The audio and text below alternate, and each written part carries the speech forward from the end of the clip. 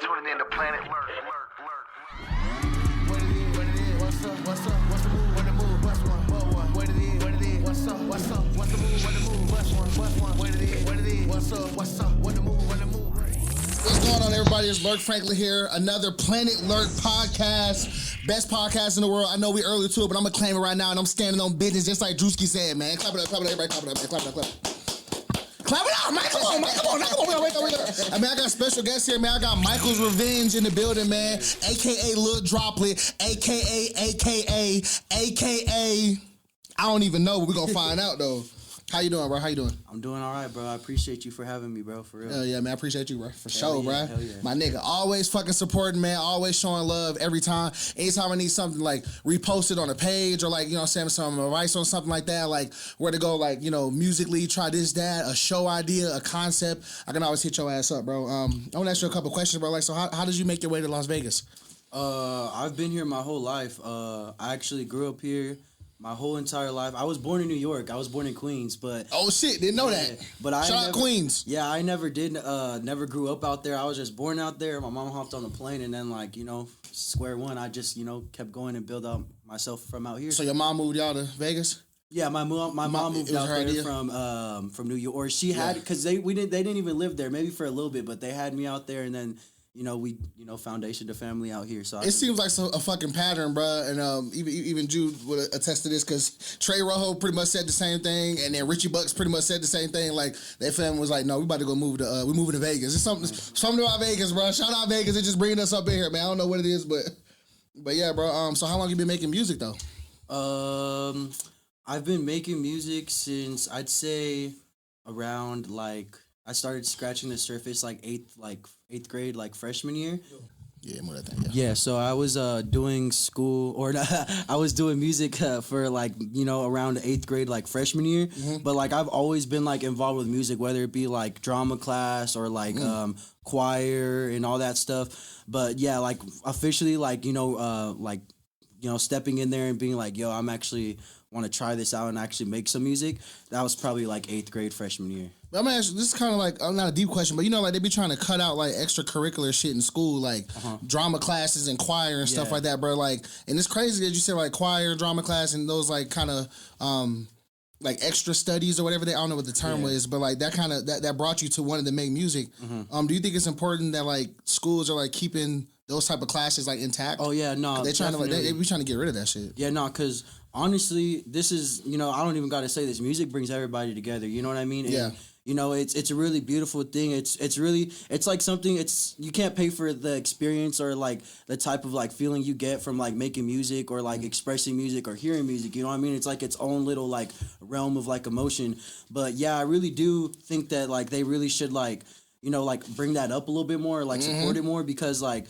For instance, like my teacher that I had for drama class, like he was always like super outgoing and like really like he was just a very different teacher. And like not only did he make me like the class, but he also made me like going to school because like I knew like like if I go to school like I get to see this fool. He's really cool and like he brought me all together. Everybody got that type of teacher, bro. Everybody got that type of teacher. And it's really cool because my homie Anthony, he's a grade ahead of me, so he was in 6th grade, and I was in elementary school still. And we were friends, and he told me, like, oh, yo, bro, like, I know you're coming to Harney next year. Yeah. You should try to do these auditions so that you can go straight into advanced drama so that when I went to middle school, that I wouldn't have to take the beginner's class and then go to advanced drama. And I was kind of, like, a little bit scared about that. I was like, yo, bro, like, don't you think it'll be kind of weird knowing that I'm not even at that school yet? Like, I'm coming from an elementary school. He's like, bro, like, don't worry about it. Like, just come, just go. I was like, okay. And I got there and, it was kind of like a little bit like nerve wracking because like I'm surrounded by like all these middle schoolers. I ain't even been to middle school yet. You know what I mean? So I see all this and I get to the classroom and then like the lines going out the door, like for the people trying to audition. Yeah. And I see that and I'm like, damn. Palms was sweaty, knees weak, arms was heavy, vomit on his sweater. I literally just got a post about mom's spaghetti as you said. Oh shit, bro. Planet Lurk, we in tune with everything, bro. God dang, bro. But keep going.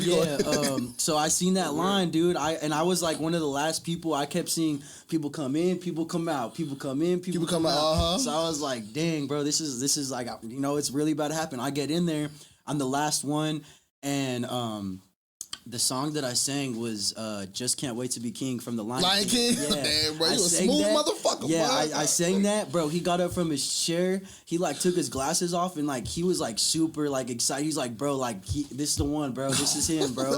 And like he was like super happy about it. He told my homie that told me, he's like, bro, like you did something like bringing him up here. And I was just like, I was very happy about that. And it's super funny because like when I did going to middle school, they put me in choir class. So when I got to choir, I was like, I'm not supposed to be here. I'm supposed to be in advanced drama. You know what I mean? And it took like a week for them to like switch me to that class. So yeah, but even then, like I did choir in high school too. I did it for I think like 2 years or whatever. I did a couple solos for like some shows and stuff. Dang, bro. So you like freaking musically inclined and shit. Dude. Like, dude, I'm not gonna lie, dude. Like I've been doing this like always, like I don't know, music has always been a part of my life. Like from what my mom plays, because I'm like her only son and I have like 3 sisters, right? So like everything they play, like I know all that stuff, like, you know, so I'm like surrounded by like all types of just like different stuff, you know what I mean? And like inspiration from different kinds of music that I would never even think that I would like listen to, but like I was always around it and I kind of just like grasped onto it. And I don't know, it's always been like very different for me. So like when it comes to music, I'm like very like I'm like all over the radar with it. You know, hell yeah, like different tastes. That. No, I feel the same way about that shit, bro. Like you know what I'm saying. Like my mom plays like old school R&B. You know what I'm saying, stuff like that. But like my mom also likes like Ludacris and freaking DMX and shit. Like all the early 2000s, late 90s rappers and shit like that. So I understand that for sure, man. But let's stay on the topic of music, man. I know where I met you at many occasions was a live performance, like a FTC or a show or a concert, anything like that. What's the last live show I saw your story? You saw Yachty, I think. Yeah, I seen a Yachty week ago on, or something on like Thursday, that. Yeah. How was that? Brooklyn Bowl? Yeah, it was super dope, bro. It was like super different because he went on tour for the what's it called? The Let's Start Here album.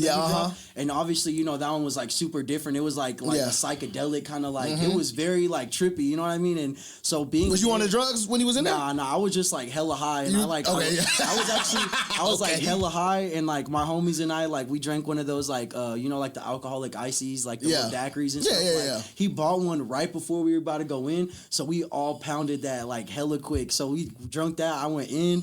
And it was like super different. It started off like the visuals were like super trippy and like just like the frequencies of like all like because his music was like the instrumentals were like super different. You know what I mean? It was like you could see the colors of the music. Yeah, it was like ear piercing. It felt different being up in there. And then like that was like the beginning, and then halfway through is whenever he played like all of his like, you know, like normal music, like all this stuff that like the slaps. Yeah, and then he finished it off with the Yachty don't get enough credit, dog. Yeah. I know that he's fired to me. Like I came from Georgia and shit, so I saw him. He came out with like before Minnesota, bro. Like I remember when one night just went on YouTube, and I was like. Yeah. He already had like a pulse on like what to do, when to do it, all that type shit. And his rapping is, I ain't gonna lie, like his rapping in the beginning was not the best. Yeah. His rapping now, like Lil Boat 3 on to wherever he's doing now, bro. I feel like he's up there, bro. Right. And I fuck with the concrete. Did he bring out the concrete folk? Like he brought out all. I fuck with Caribou, bro. Yeah. This is a Caribou stand account. I ain't gonna lie. Yeah, me and my homie were literally just know about Caribou before we came here. Man, bro, you can win a 101 a weekend box still 40. I ain't trying to be rapping till I'm 40. Like, nigga, I fuck with that, bro. I guess like my question is like, just I fuck with the energy too, bro. Like, man, just clap it up, right? Clap it up right now, bro. So like. Do you think, I mean, you know, I've been kind of, you know, on and off the scene a little bit. Is there still like live, like rap shows going on in Vegas? Or is this not as much as how it used to be? Or even like bands or whatever? Like, is there still a lot of... There's a lot of shows going on, but I'd say like, obviously from like what you guys started and all that other stuff, like it's obviously been different. You know what I mean? And that's normal, you know, when something's very like really upgoing and obviously when it's gone, it's going to be different. It's going to be a different feeling. But I'd say there still is stuff going on. It just doesn't feel the same. You know what I mean? Which is not a bad thing. You know what I mean? It's just like, I'm not getting the same energy or the same vibe. Like, you know, like, cause back then, bro, like I used to be like, I don't know, dude. I don't know if it was because when I first started off, it was like exciting, but like, it's still exciting. It's just, I don't know. It's just, just very different. Like I said, I can't really describe it. It's not good or bad. It's just different. Yeah, you would just have to be at one of your guys' shows or the shows back then, and then see them now, and you'll understand. Like, oh, it's not different. It's not bad. It's just, it's just not the same. And that's fine. Yeah, no, and I feel that, bro. I mean, I would say, like I said, I haven't been. I mean, I know. Shout out Black Sheep Booking. Shout out Baka Booking. Shout out. Shout out. What is that? Is that On God? Yeah, On God and Bandit. I think Bandit, but like there's still like a lot of booking spots that's still like trying to like hold it down. Bro, I got a question, bro. Like, cause I feel like the hardcore scene, I don't know too much, but like that's like. I've always seen like a viral clip of like some band performing at Denny's and shit, or like some type of warehouse. Like, what's the hardcore scene out like? I think you posted somebody on your story. Who was that? Yeah, bro. Horrid. Yeah, Horrid. Horrid. Shout out Horrid, the band. I think they did an FTC actually with the Runts. I think we did a show with them. But yeah, what's the hardcore scene like in Vegas? I don't know, bro. It's very different, man. Like, I really like it. It's just like very chaotic, and there's like, bro, I'm metaphorically on the edge of my seat the whole time. You know what I mean? Like, there's so much things going on. It's like, I don't know, dude. It's like being on like a street, but there's like other streets and everything's. It's just very like wild and very ruckusy. But I like it because like, I don't know. I get to personally, like a lot of the reason why I like to pop out is not only for the event, but just to be around like the people I care about and the people that I'm cool with. You know what I mean? So I like to be around my people. 2, I like to be around my people and like have a moment and have like memories to make. And 3, like it's just like it's really cool just seeing like all this stuff that goes down. Sometimes it gets too crazy, man. I just be like, cause they be like elbowing and shit and like punching it, like you know what I'm saying. Like, bro, I remember, you know what I'm saying. I'll be. Like how I like mosh is different, bro. Yeah, I'm just but like how I ain't gonna say like black folks because some black people be up in the hardcore scene too. Right. But how like you know what I'm saying niggas that go to the rap shows mosh at a Carti concert is different from somebody like going to like a Slipknot or like something like that. Like you know what I'm saying? Like they be trying to hurt each other. Do they be trying to hurt each other at the damn bro? Or is it like that's the thing, bro. People I don't want to get punched in the face. Yeah, dude. I feel the same way, but bro, like it's one of those things where like if you're standing there and you're not actually taking action, there's a bigger chance of you getting hit if you're not doing anything. So like if you're in there going crazy, there's a good chance nobody's gonna really mess with you, bro. So it's either like sit there and just take what you take, or you're a part of it and you just hope for the best. Honestly. So at the hardcore shows, the message is the more active you are in the pits, the safer that you are. I mean, that's the way I see it because like that's how even the girls get active. I've seen girls throw hands. Yeah. Have you been to a hardcore show before? A hardcore show, like is it metal? Or is it just called hardcore? Hardcore, got a broken nose almost from a girl in the mosh pit. Come on, the girls don't be playing, man. Quit playing with them. They throwing hands. Yeah, no, it's just like, I don't know like what's been going on recently, but I'm pretty sure it's normal.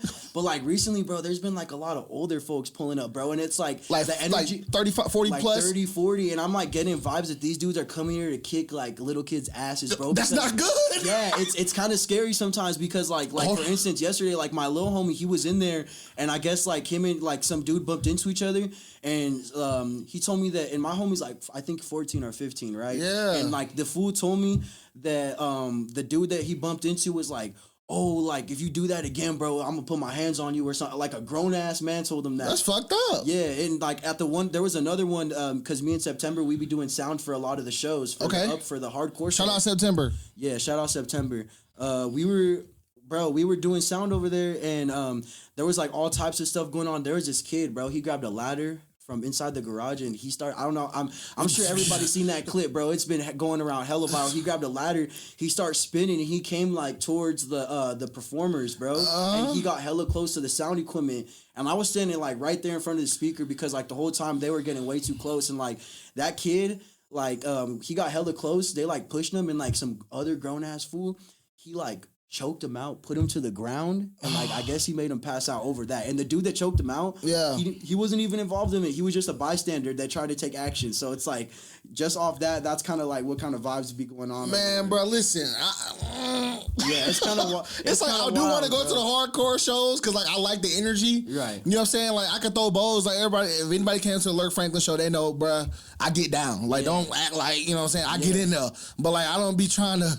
You know, get my nose broke or get choked out. And like all the grown ass motherfuckers stop, you know what I'm saying, trying to harass the kids at the shows, bro. What the fuck? Like, because it's you know what I'm saying? like, it's different. Not like they can't come and enjoy it, but like just enjoy it, bro. Know what you're getting into before you come. Just like a lot of the times, like the older dudes, like they like go crazy, but when the little kids go crazy, they want to like flip it on them. It's like, bro, you can't do that, bro. They're doing the same thing you're doing. All the little kids need to revolt against the old people. Yeah. Bro, y'all know Ugly Boy?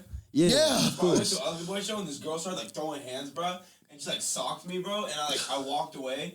I was like, damn, she fucking socked me. No, I think I pushed her. She pushed me. Yeah. She fucking full on socked me, like grown woman socked me in the nose, bro. And I was like, damn. Yeah. And I walked away, bro. She ran over to me and like the fucking I was literally like 5 seconds. Yeah. She ran over to me and tried to fucking hit your ass again. Yo, what the? No. I've seen them.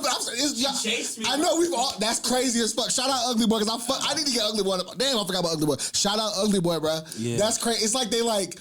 It's like a freaking hardcore is like a chaotic poetry drama thing. Yeah. Like it's like it's a scene. Yeah. You know what I'm saying? It is, for it's sure. like, you know what I'm saying? They're trying to create the most, you know what I'm saying? Like them like punching and doing all this, that, and the third, bro. It's just like kind of like a part of the moment, bro. It's just it's wild, bro. Shout out all the Vegas. Hey, y'all be careful, bro. Don't come hit me. Listen, the Lurk Franklin show, don't come hit me. Okay? Because if you over the age of 18, I'm gonna hit your ass. Yeah. And if you're a guy, I ain't hit no girls. If you're over the 18 and you a guy and you come hit Lurk Franklin in the show, nigga, I'm putting you in a full Nelson. And you're not getting out. And if your dad come, I'm gonna knock him out too. I'm gonna get my dad. Mm-hmm. Fuck. Anyway, here you go. Rapid fire question.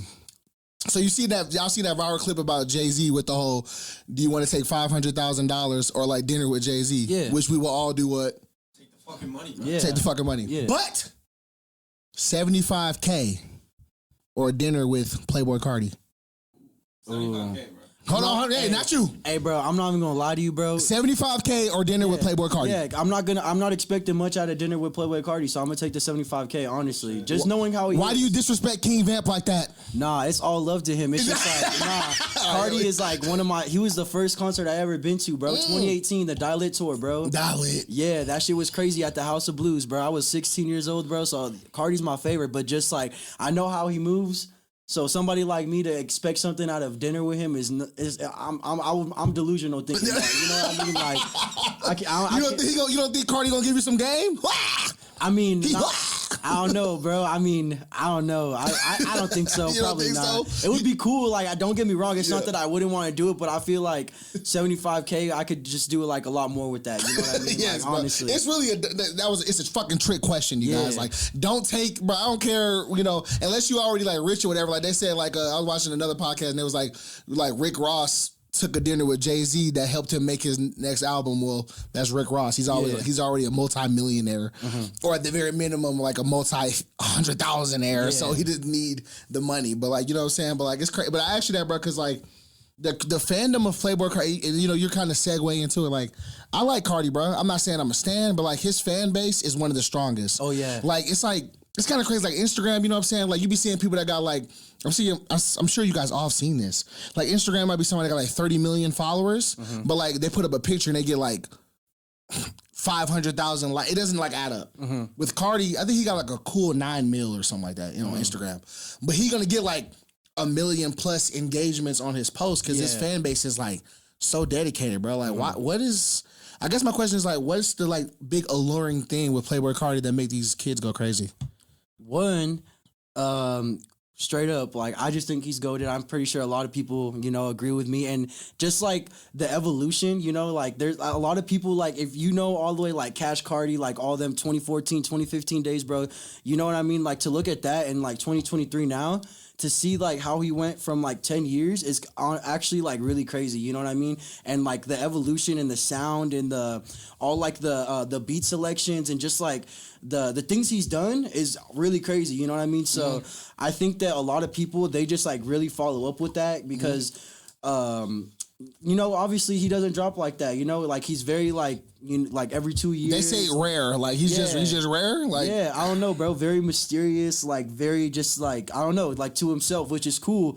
But it's like, bro, like when you're making fire music and like you drop a snippet or you tease that and you tease this and everybody wants it and then you don't drop it, it's like, bro, like everybody, it makes people want it more, bro. You know what I mean? So it's like I feel like it's just like the way he moves and like the way he plays the game. He knows what he's doing, you know what I mean? Like he knows how to get people to do this, or like he could do this and he knows if he does this that everybody else will want to be on the same shit, or like, you know what I mean? It's just like, I don't know, bro. He just figured it out is what all I could really say, to be honest. He just figured it out. Like, he figured it out, bro. And you know what, bro? It's like that's fire, but it sucks because I think the downfall of that is he gets these up and coming art, not like not anybody under his umbrella, but like, you know, regular people that try to make music and they try to be rare. And they try to like drop a snippet like, I'm not dropping this. They're shit, like, bro. Don't be Carti. You're not Carti. You're not Carti, bro. Yeah. You're not. Like, you know what I'm saying? Like, I was like, I kind of like, I mean, I'm not a fan of him like that, but like, I like the Russ tactic of like drop a song every week. Drop 2 songs every month. Like, you know what I'm saying? Like, put it out there, bro. You know what I'm saying? But like, I like a lot of these kids I see like that drop the song like, yeah, I don't even fucking like it. Like, it's like it's like the alluring thing is like the fact that it's nothing to you. Like, I you know know what what I'm you saying? mean. Like, it's Like they drop it it's and like, they I just just, dropped like, this go on shit. with their day. Time, man. It's like, no, nigga, you better promote that shit every.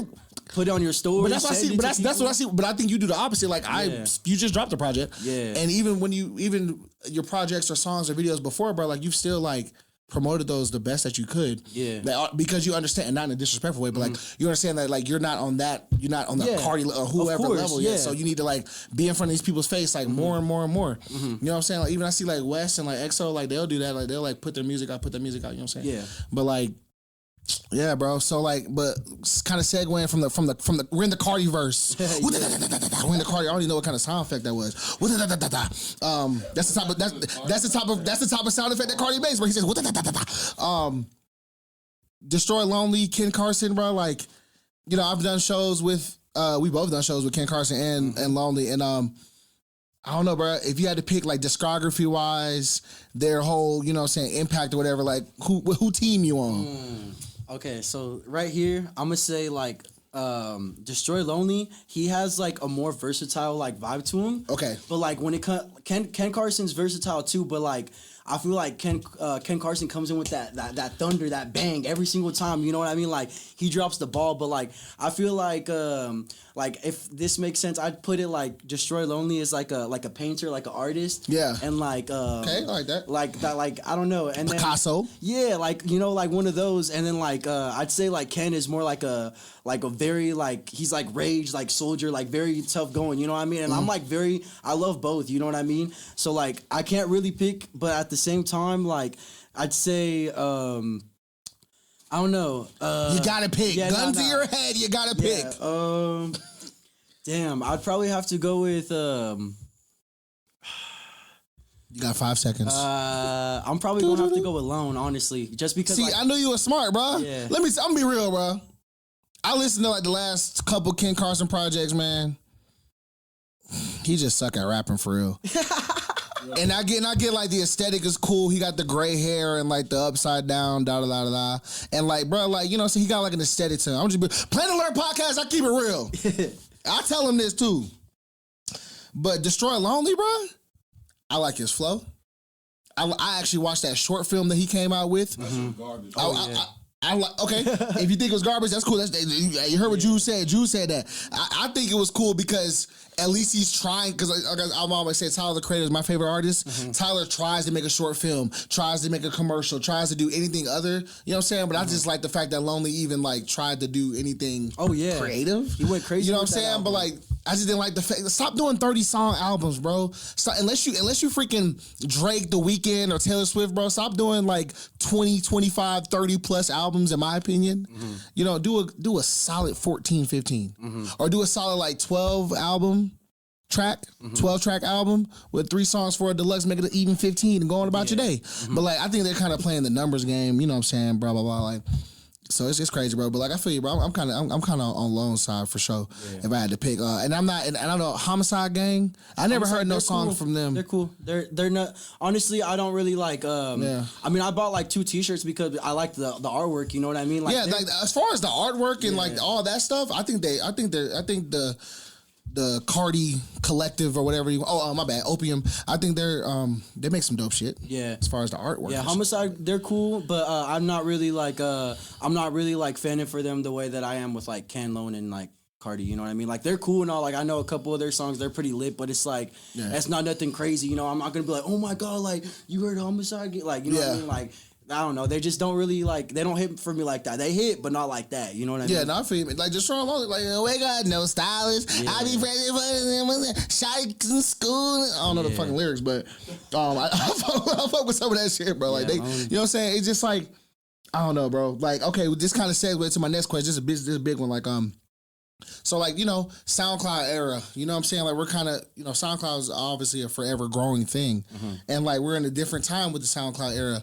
Like how do you compare like these past like 3 years where like I'm just naming people Ken Carson, Destroy Lonely, Cash Dami, freaking Yeats, the Lil Tylers of the world, those folks to XXXTentacion, Pump, Lil Peep, like what era do you prefer?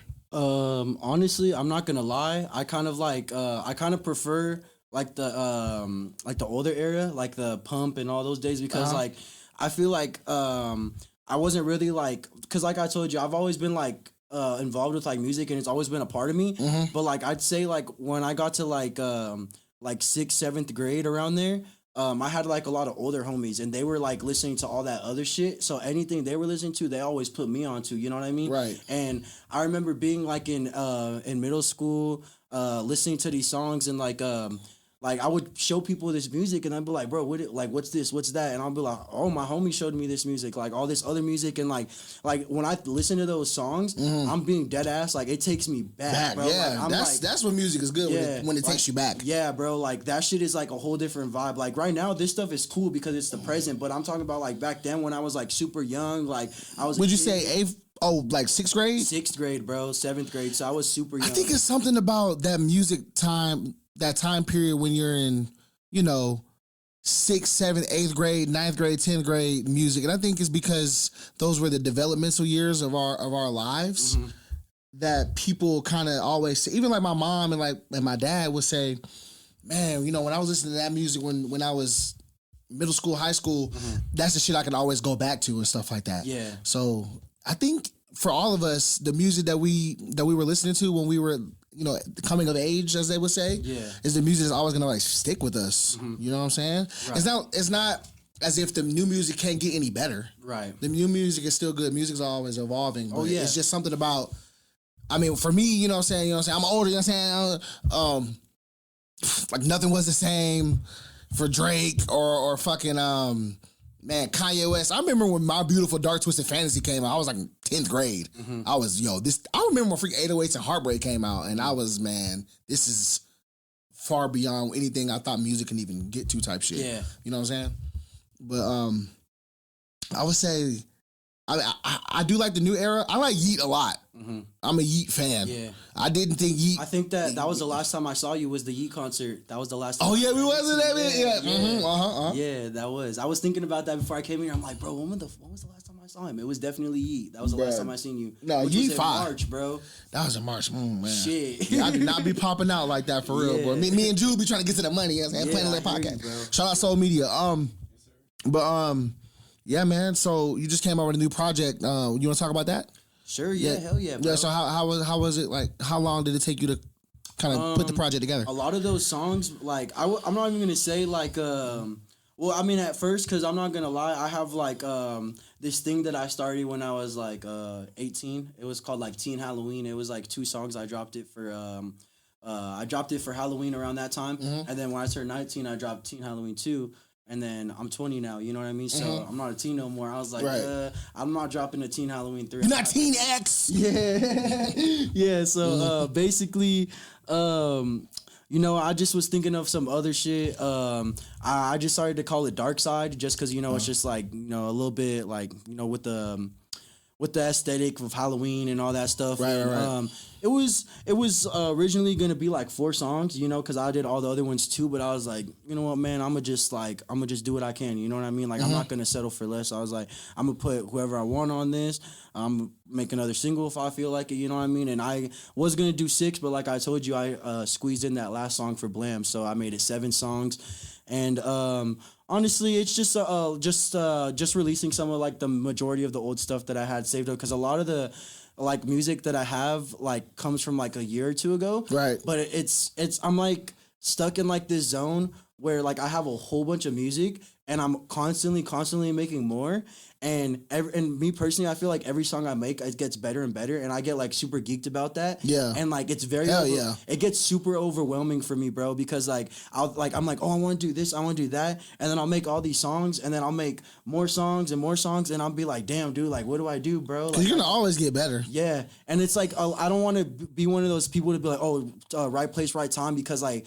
Yeah, like it sounds like a good thing, but at the same time, like you can't really like depend on that. You know what I mean? Like right. I'm more of like if you want to get to that point where you want to be like, oh, I want to save these songs for like right place, right time, you got to be consistent at first, bro. Like you got to be, like you said, like I agree. Russ dropping a song every single week, or whatever you can do, like 2 songs a month, or just anything like that. I feel like you got to go through that phase regardless of what the numbers are like, or because if you're really like in for music, bro, the numbers and shit isn't gonna mean nothing to you. It is inspiring seeing that people are listening to your stuff. Like when you see like, oh, I got 50 plays, or I got 500 plays, or I got 1,000 plays. Yeah, it's cool to see, but you can't let that like get to you negatively. You know what I mean? Yeah, facts. I know about that for sure. Like I'd say being happy. You gotta about it, just keep having fun. Yeah, like I feel like it's really about fun, and if you're not in it for like the fun and like the actual like the enjoyment of the music, then you're not going to be happy, you know what I mean? And you're not going to be like satisfied, I guess you could say. Cause like for me, bro, like my numbers aren't crazy, and I know that.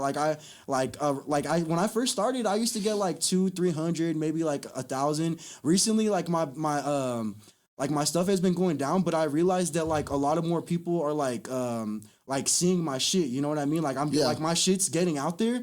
Like, yeah, not a lot of people, like, I got a good amount of people that support me, but, like, right. Like, I see who's looking and stuff like that, and, like people, I'm always, like, finding new people that be like, yo, like, this, that. Like, for example, I got a homie named Nod, and he just started his brand called Malice. I don't know if you've heard of it or if you guys seen it or whatever, but he's getting it really out there by, he's making hella prototypes, right? Like, just anything he can. He does it all from his apartment.